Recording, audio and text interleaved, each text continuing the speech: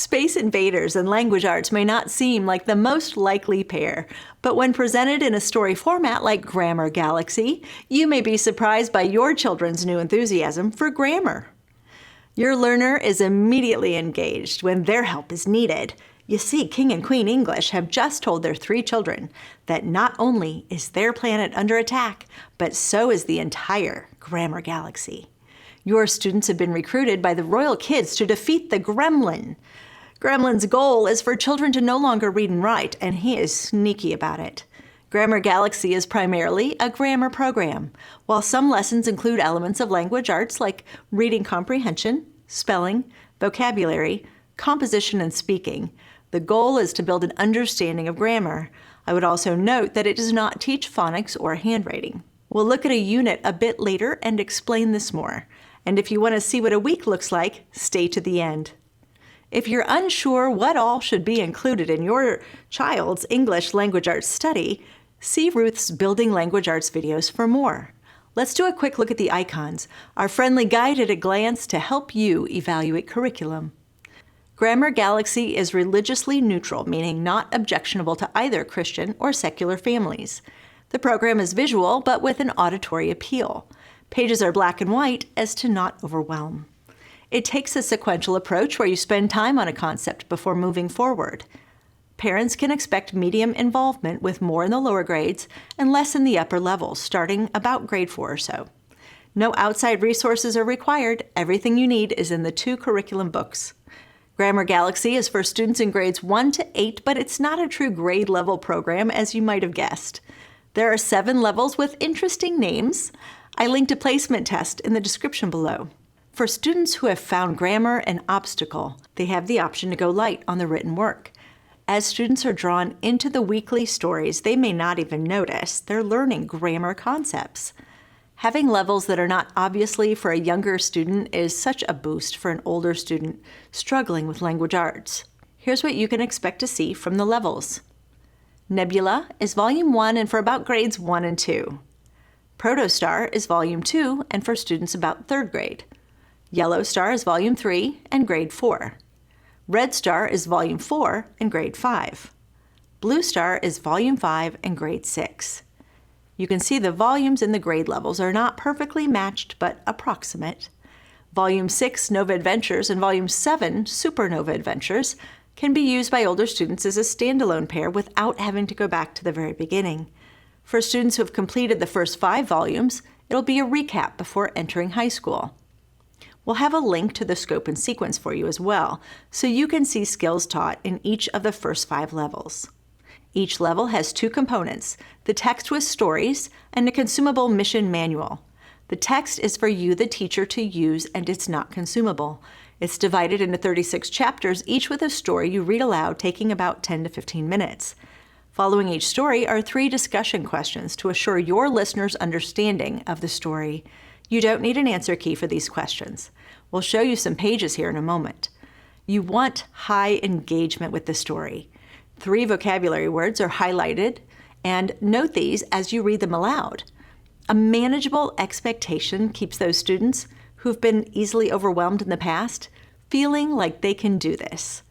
The rest of the lesson is found in the student workbook called the Mission Manual. Each mission is broken into 3 steps or tasks. You can spread these over 2 or 3 days or choose to have grammar 1 day a week and do them all at once. Solutions to these exercises are at the end of each mission in the same book. For older students or those needing more challenge, look for the Advanced Guardian assignments. At the end of each mission manual, there are 2 final challenges with 10 questions each. These are not comprehensive assessments like a final exam, but rather they recap the level in a more general way. If your student does well on the first challenge, they can officially complete the certificate on the last page.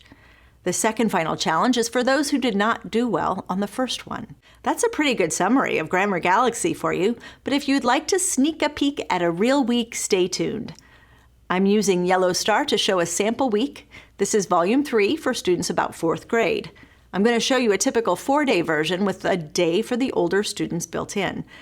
Then we'll talk about adapting to other schedules afterwards. We're going right to Mission 15. Monday. Our first task is to read the story from the textbook starting on page 86. This is chapter 15 and the topic is abstract nouns. It's the first chapter in Unit 3, the grammar unit. It would take about 10 minutes to read in real time, so I'll summarize. The king is asking his children what they've been studying lately. Luke pipes up that they are learning American history. Ellen is confused why anyone would dump tea into a harbor. The king explains about paying unfair taxes. Kirk gets it and goes on to talk about freedom and representational government. It's clever how the royal children's personalities come through. Our 3 vocabulary words are lectured, exploited, and repeal. As the conversation continues, Luke and Kirk find they're not able to come up with words. How frustrating.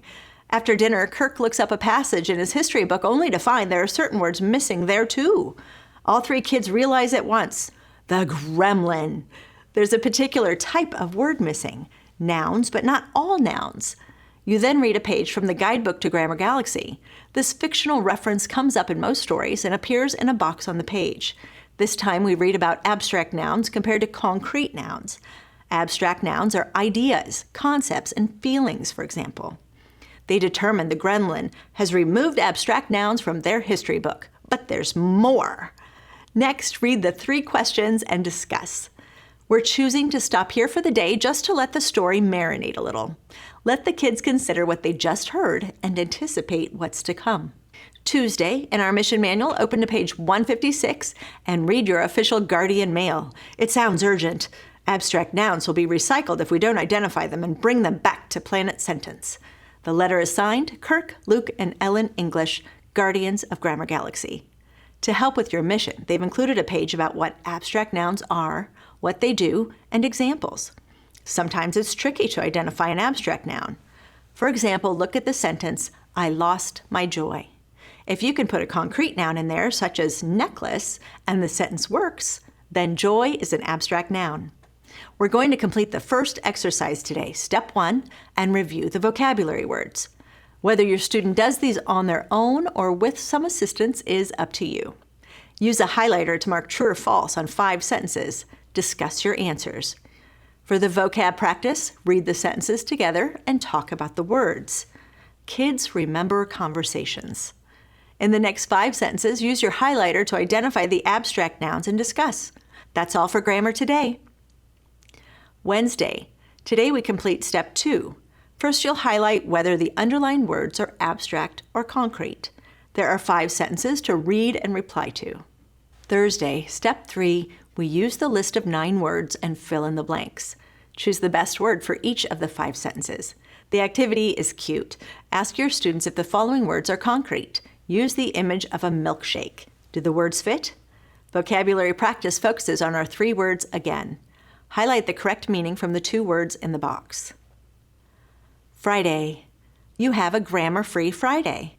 You can stop at this point, or you can do the last activity for advanced guardians only. You'll find the start of 5 sentences. For example, happiness is, love is. Your job is to describe the abstract nouns using a concrete noun. For example, peace is a quiet house. Read the Mission 15 update on page 163. It's a thank you from the Royal Children for your help in the mission. Answers are on the following page.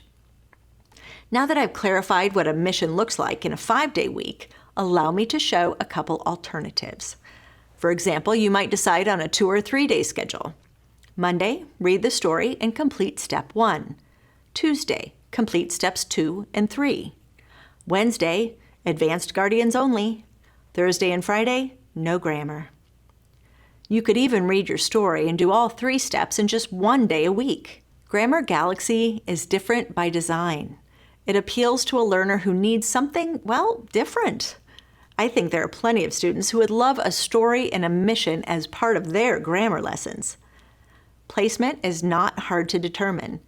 Your student can take the placement test linked below, or you can use the program's scope and sequence, looking at what topics are covered in each level to guide placement. We put a link below for this as well. Volume 6 and 7 can be used as a standalone option for middle school students as it recaps the earlier levels. Students close in age can often work at the same level, enjoying the stories and completing the missions together. Grammar Galaxy offers a fun storyline that helps with retention for students who are just not getting the hang of traditional grammar and language. Minimal writing can be a plus for those who struggle with dysgraphia or processing. You can find additional resources at funtolearnbooks.com, including the author's blog articles and podcast details. Remember, if you have any questions about Grammar Galaxy, reach out to our consultant team by phone, online chat, or email. We are always happy to talk curriculum.